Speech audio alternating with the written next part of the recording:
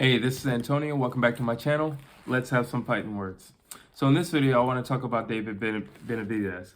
Now, I know I just did a video about David Benavidez and his upcoming bout against Canadian fighter David Lemieux. However, David Benavidez was saying and was tweeting who he wants to fight, and I admire what he said and whom he is trying to call out and trying to get a fight with. And, when I look at his fight with David Lemieux, I respect it, but at the same time, I understand what they're doing. And they're just giving him busy work. They're just giving him somebody that will keep him busy. But at the same time, definitely give a heartfelt, entertaining boxing match. But at the same time, there is nothing David Lemieux can present to David Benavidez that's going to hurt, stop, slow him down or anything. It's just a busy work fight. That's all it is.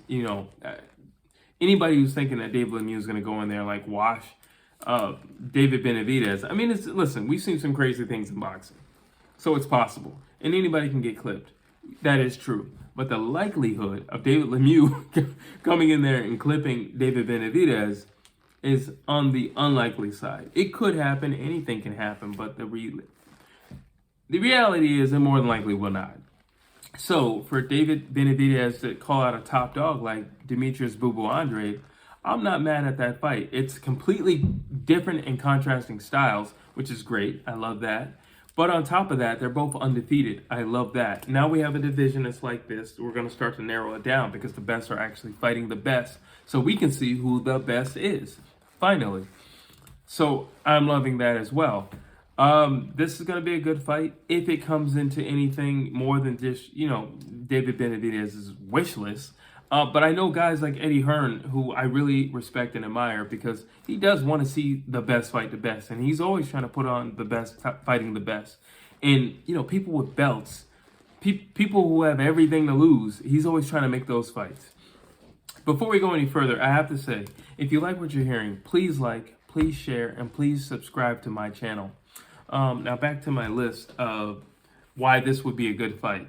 Well, it also tests skill, because David Benavidez has not been in the ring with anybody like Demetrius Andrade. He is not.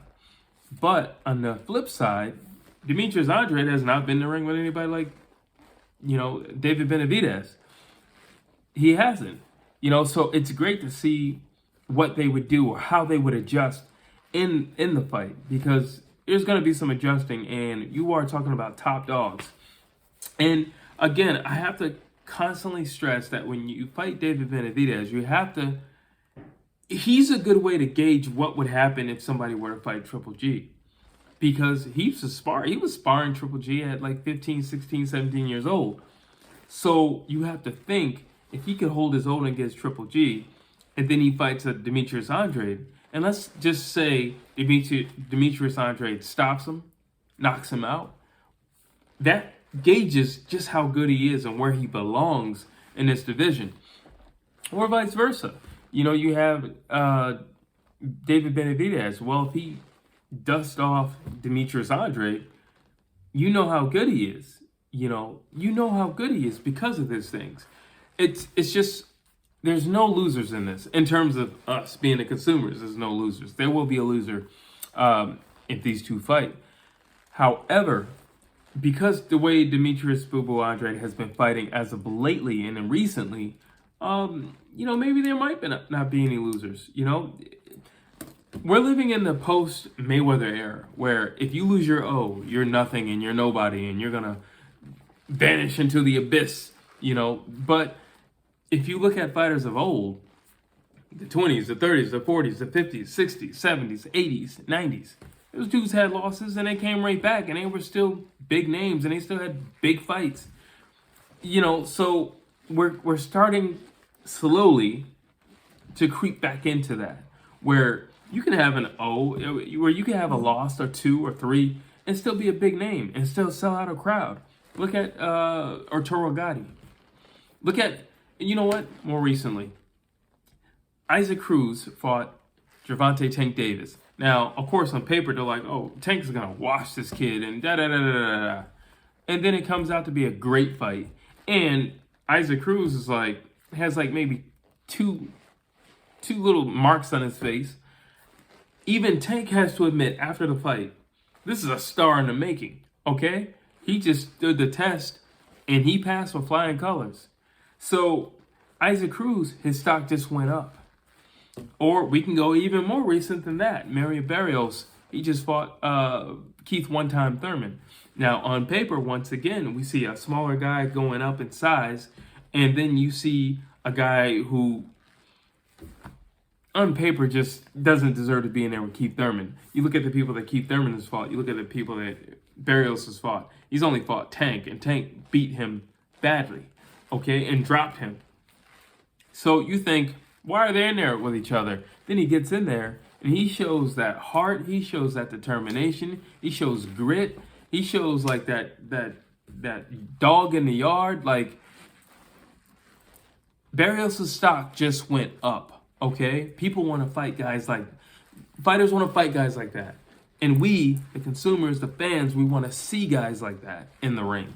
So although he lost on paper, but he won with us, the fans. He won with, the promoters. He won with other fighters because he has their respect.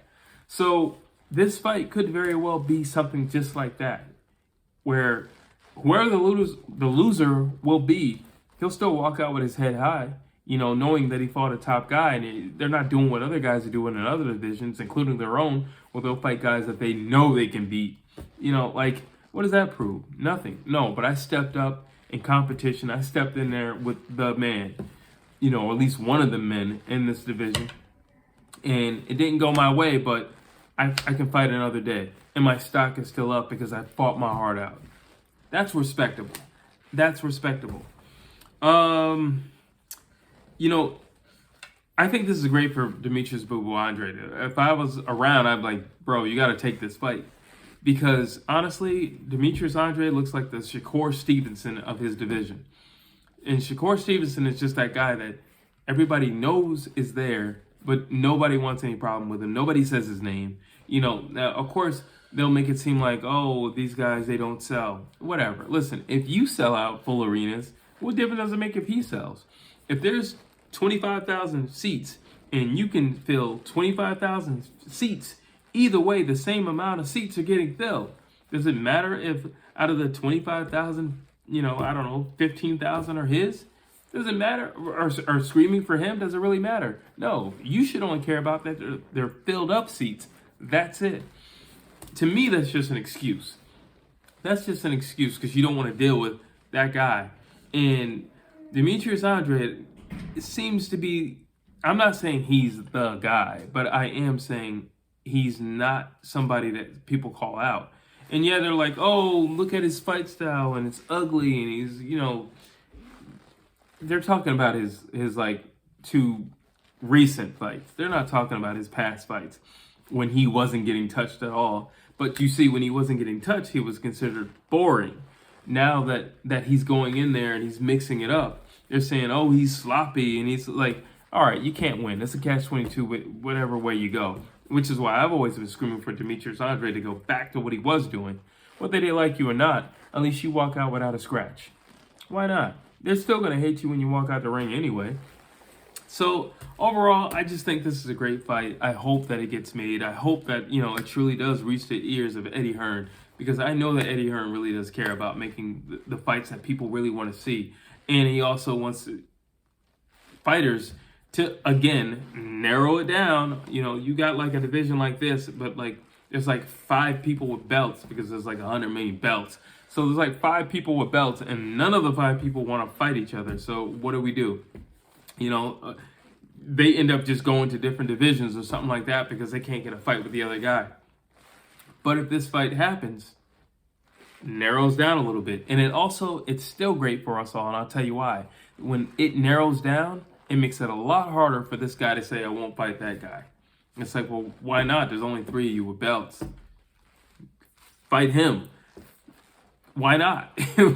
But if there's 5 belts or how many other belts there are right now, it's very difficult to say fight him, because you could simply, why don't he fight him? You know, like, very difficult to say that. But when it gets narrowed down, it's a lot easier. But that's just my thoughts on this topic and this potential very fan-pleasing fight. I want to know what you guys have to say. Drop your comments down below. And as always, please like, please share, and please subscribe to my channel.